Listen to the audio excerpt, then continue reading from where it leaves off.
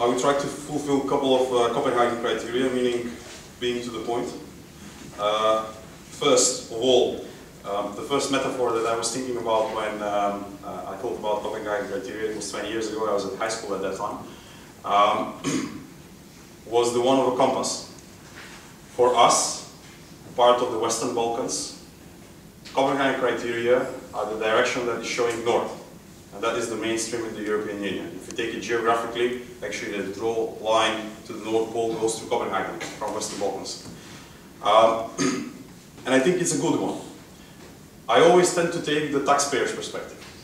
The taxpayer's perspective for us, a bunch of people in the Western Balkans, would say, according to the Copenhagen criteria, that contrary to this European norm, we are a little bit more tempered, and you should be more cool-headed. We are a little bit more hectic, I would argue much more. You are much more disciplined. We are pretty messy, you are pretty organized. You do have very good infrastructure. We have huge bumps on the roads. You ride bicycles. We like running over bicycles by cars. And these are some of the things that might be drawing the parallels of what should the Copenhagen criteria take us to if we take it from the perspective that was very gently explained by the former foreign minister, Mr. Jensen. That the idea was that we fulfill a project that is the most successful peace project that Europe has ever known, and that unfortunately these days many people tend to undermine.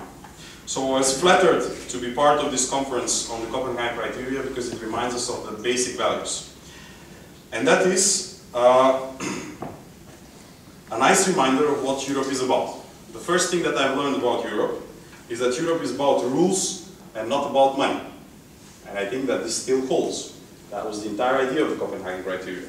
We have a set of rules that should take us somewhere, and not a bunch of money that should be distributed to us in order to behave. The second idea and nice reminder is that Europe is still the best place to be on earth, which tends to be forgotten. If you look at the observations after the European Councils, most of people come pretty much depressed and talk about the crisis that we are facing and the difficulties and how dramatic it is. Well, we are part of the 7% of the Earth's population that lives on the best place to be on Earth. That's what everybody agrees on. And if you ask people around the world, most of them will tell you exactly the same thing, even though we are facing some challenging times. You have asked a very legitimate question on what needs to be done, and I think that we need to refocus on what really matters. And probably in terms of recipe, the best recipe that I have learned that Europe has delivered is a peer pressure. There was one huge project that was going in parallel with the Copenhagen criteria and started a little bit earlier, and it was called the European Monetary System.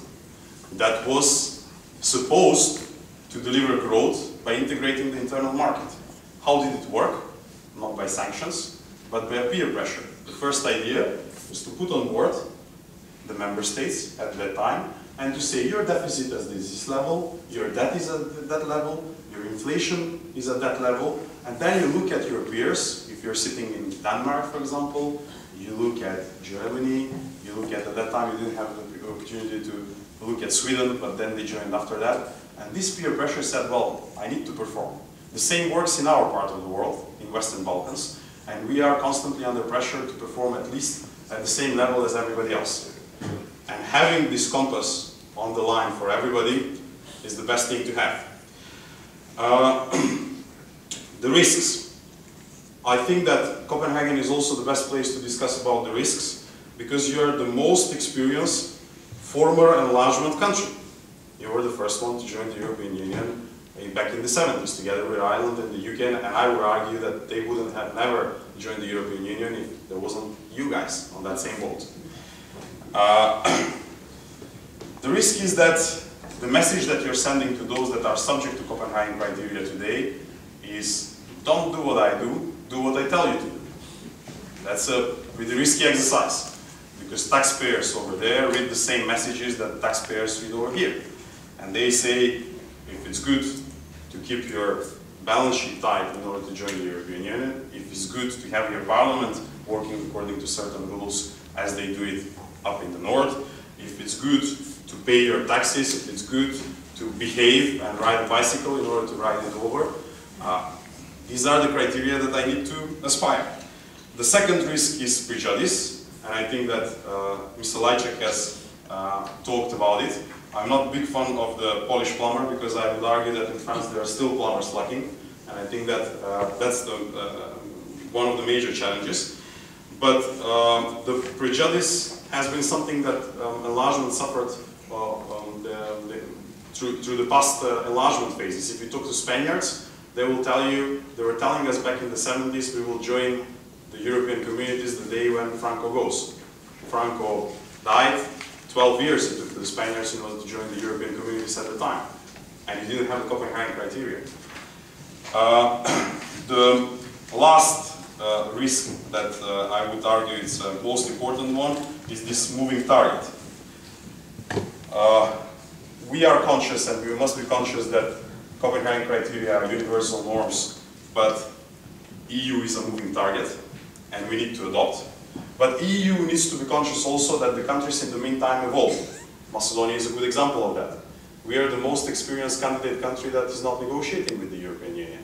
Since 2009, the Commission keeps repeating that we should do that, and we are kept in the same position. If you keep applying the same principles of what is needed in Macedonia, and we have evolved in the meantime, pretty much, then obviously you will not achieve the objective in the most efficient way.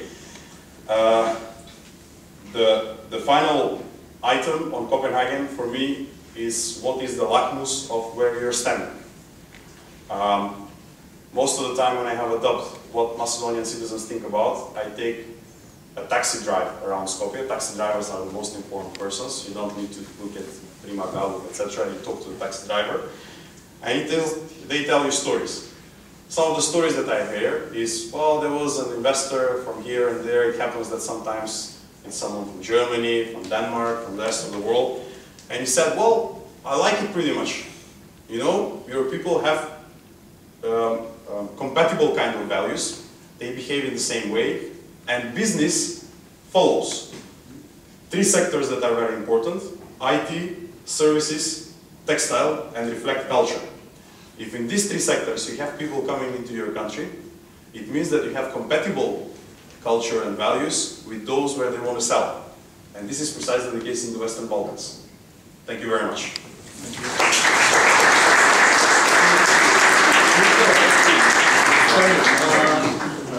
I really want to praise the panel for sticking to the schedule, so we have plenty of time for questions and answers. Just one follow-up question to you, Mr. Poposki. You said maybe in a little funny way in the beginning you were comparing South and North.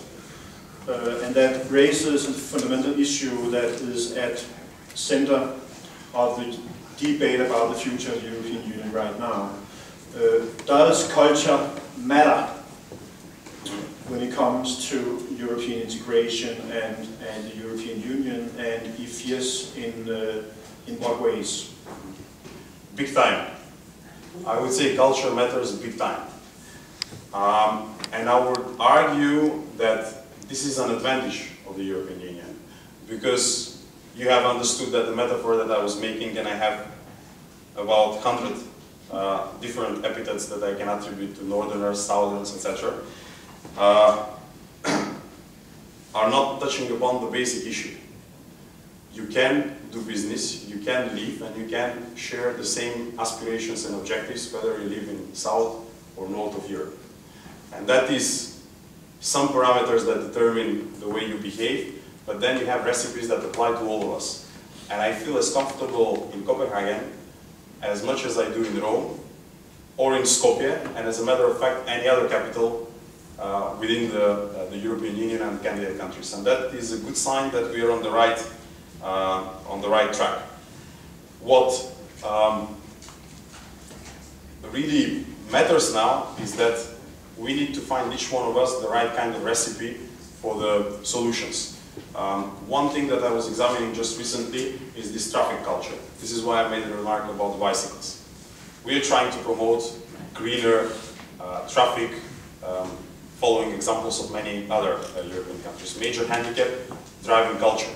Driving culture in the south, no matter whether you are in the European Union or outside of the European Union, is different from driving culture in Belgium, Netherlands, Denmark, etc.